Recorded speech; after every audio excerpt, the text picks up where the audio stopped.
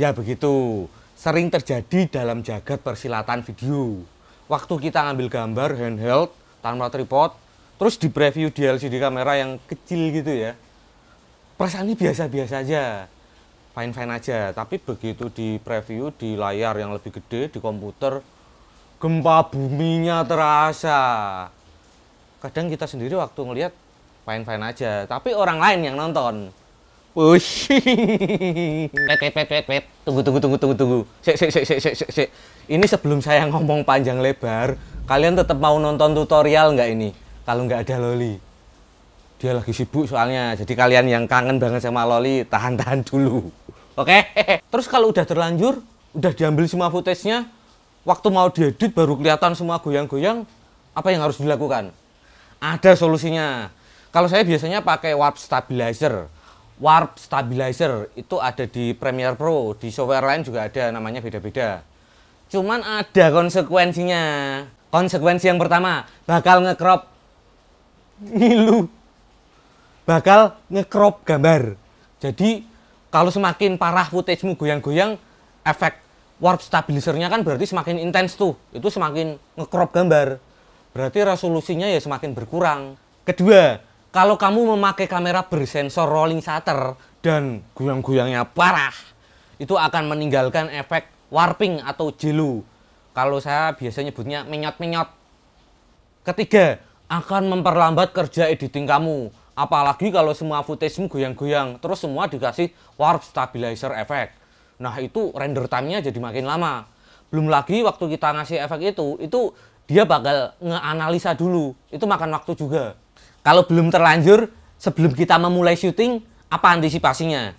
Kalau nyari obat ya, biasanya kan dilihat dulu gejalanya itu apa.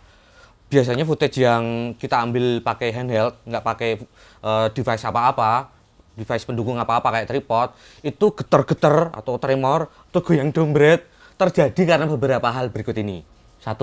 Kameranya terlalu enteng, kayak mirrorless atau compact cam ini yang biasa pegang kamera panggul atau kamera broadcast yang gede-gede terus pegang ini, wah itu kerasa banget, enteng banget, nggak terbiasa jadi geter-geter. Atau point and shoot kamera kayak gini, atau malah ini kecil banget. 2. Gluduk.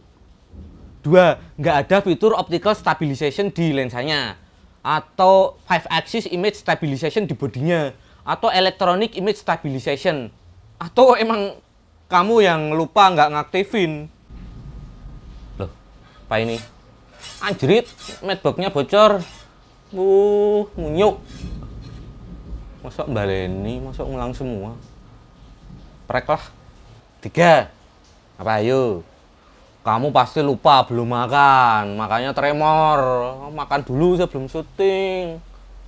Ya. Saya tahu kalian pasti menyarankan untuk memakai tripod atau elektronik gimbal atau apalah itu.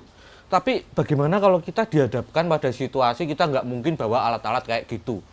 Atau kita tiba-tiba dapat momen bagus di jalan nih. Terus kita harus masang tripod, harus masang elektronik gimbal, balancing dulu. Ya keburu hilang momennya. Munyuk cuma ngomong segini aja batuk. Tuwek. Kita ada elektronik viewfinder.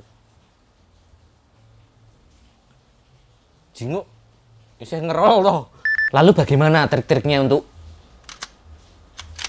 handheld shooting? 1. Kalau kamera kamu punya fitur electronic viewfinder, bukan optical viewfinder di DSLR loh ya. Karena optical viewfinder di DSLR nggak bisa dipakai untuk syuting video. Tapi electronic viewfinder bisa, kayak di mirrorless. Nah itu kamu jadikan dia sebagai point of contact. Nah, dengan memakai EVF sebagai point of contact ke kepala kita, ini akan mengurangi getaran. Asal syutingnya nggak sambil ngomong ya. 2. Jangan dipaksa berganti titik fokus atau istilahnya itu rek fokus atau memain-mainkan ring fokus saat kamu mengambil gambar. Apalagi kalau lensamu lensa yang panjang-panjang itu atau lensa tele. Wah, itu bakal rawan geter-geter, goyang dombret. 3. Kalau kamera kamu ada neck strapnya, pakai strapnya, terus kameranya dijauhin dari muka, your face is far. Nah, kalau dibikin kaku gini, ditegangin, ini akan mengurangi getaran di kameranya. Trik keempat, tanganmu bertumbuh pada sesuatu yang diem, nggak bergerak, nggak kemana-mana. Kayak hubunganmu sama dia, nggak kemana-mana, ya toh. Misalnya, sikut saya ini bertumpu pada meja ini. Atau jepitkan dengan kuat kedua lengan di samping kanan kiri badan. Bukan di perut ya, kalau di perut atau dada nanti kalau kita napas naik turun. Jadi di samping kanan dan kiri ini dijepit dengan kuat lengannya ke badan. Ini akan mengurangi getaran. 5. Kalau tidak ada motivasi sama sekali kenapa kamu harus menggerakkan kamera, kenapa harus ada kamera movementnya, still aja berarti. Nggak usah dipaksa ada kamera movementnya. 6. Kalau kamu ingin mempertajam informasi, sebaiknya mendekat ke arah subjek. Kalau bisa mendekat loh ya. Jadi jangan dipaksa pakai zoom.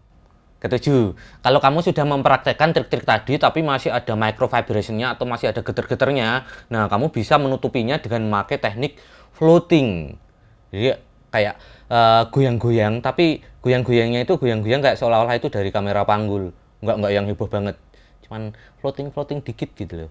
Itu tadi beberapa trik yang sering saya praktekkan waktu saya syuting handheld. Nah, kalau teman-teman punya ide atau punya trik untuk syuting handheld, silahkan tulis di kolom komentar biar teman-teman yang lain juga pada tahu.